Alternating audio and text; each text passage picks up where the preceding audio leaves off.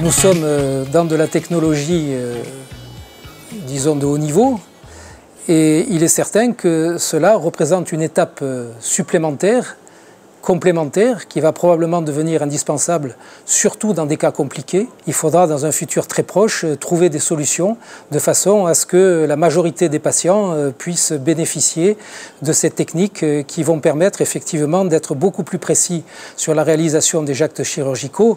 Et que veut dire précision sur la réalisation des actes chirurgicaux? C'est minimiser les complications et bien entendu minimiser le coût déjà pour le patient en termes de souffrance et deuxièmement pour la société en termes de dépenses.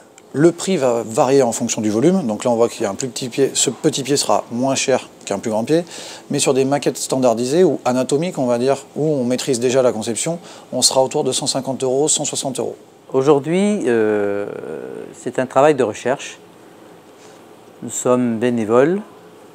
Et donc, ce qui veut dire que la fabrication se fait essentiellement autour du travail du professeur Bonnel. De mon côté, je prescris le scanner que j'envoie ensuite chez le professeur Bonnel à Montpellier. Ensuite, il fait le travail jusqu'à l'élaboration de la maquette qu'il me renvoie par le voie de courrier. Et ensuite, j'organise ma planification avec le laboratoire concerné par le matériel que je vais utiliser. Maintenant, il faut savoir que demain, comme aux États-Unis, il faudra que l'on trouve un moyen de financement. Qui va financer?